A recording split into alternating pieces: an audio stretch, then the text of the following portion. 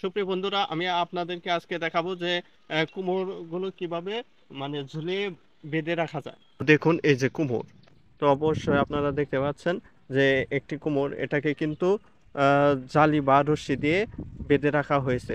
কারণ একটি কুমড়োর ওজন হতে পারে 5 থেকে 10 কেজি বা তার ঊর্ধ্বে হতে পারে।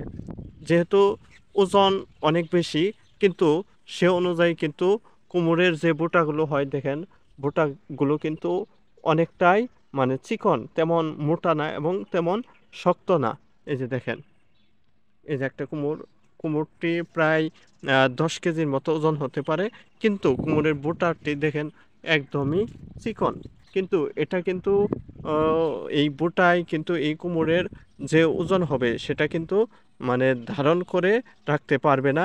তার জন্যই কিন্তু এই যে জালি বা যেকোনো একটি রশ্মি দিয়ে সেটাকে মানে সুন্দর করে বেঁধে সেটাকে ঝুলিয়ে রাখা হয়েছে, যাতে করে সেগুলো কি না হয়, পড়ে যাতে না যায়, আহ, এবং সেটি যেন গাছের সাথে সুরক্ষিত থাকে।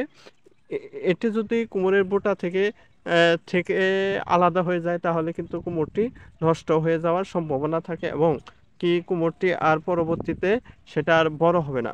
তার জন্য আমাদের কি করতে হবে, প্রথমে একটি মানে জালি বা রশ্মি নিবেন। নেওয়ার পরে ওই রশ্মিটি দুই ভাগ করবেন। ভাগ করার পরে মানে এইভাবে মানে রশ্মিটির মানে মাঝখান বরাবর একটু বেঁধে দিবেন। বেঁধে দেওয়ার পরে 4টি ভাগ করবেন। এক ভাগ এই পাশ দিয়ে দিবেন, এক ভাগ এই পাশ দিয়ে দিবেন, আরেক ভাগ মানে এই পাশে যে দুই ভাগ আছে, দুই ভাগ দেওয়ার পরে উপরের দিক উঠাবেন। মানে রশ্মিটি পুরাটুকুই উপরের দিক উঠাবেন। ওঠানোর পরে এনো মানে একটা পেঁচ দিবেন, দেওয়ার পরে আরেকটু উপরের দিক দিয়ে জানলার যে বাঁশ আছে সেই বাঁশের সাথে লাগিয়ে দিবেন। তো একটু, হ্যাঁ, একটু মানে বাঁশের সাথে এই যে এইভাবে লাগিয়ে দিবেন।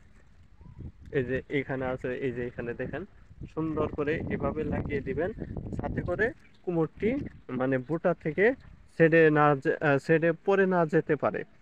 যদি ছেড়ে পড়ে যায় তাহলে কিন্তু কুমড়টি পুরোটাই নষ্ট হয়ে যাবে, কুমড়টি আর বড় হতে পারবে না। যার ফলে কিন্তু আম, কৃষকেরা আর্থিকভাবে মানে ক্ষতিগ্রস্ত হবে, এবং কি আহ, কৃষকেরা কিন্তু ক্ষতিগ্রস্ত হলে কিন্তু আমাদের বাংলাদেশেরও ক্ষতি। তাই আমাদেরকে কি করতে হবে, সচেতন থাকতে হবে। এই যে দেখেন, এই যে একটা কুমড়ো, এটাকে কিন্তু মানে জালি দিয়েও, এই যে দেখেন, এই যে এই যে জালি দিয়েও কি করা হয়েছে, বেঁধে দেওয়া হয়েছে, অর্থাৎ ঝুলিয়ে দেওয়া হয়েছে। তারপরে রশি দিয়ে ঝুলিয়ে দেওয়া হয়েছে, কুমড়টির ওজন অনেক। তো এই যে প্রায় যে কুমড়গুলো আছে আপনারা দেখতে পাচ্ছেন, সবগুলো কুমড় কিন্তু এভাবে ঝুলিয়ে দেওয়া হয়েছে, যাতে করে কুমড়গুলো গাছের বোটার সাথে লেগে থাকে। তো অবশ্যই আপনাদের দেখে ভালো লাগলো।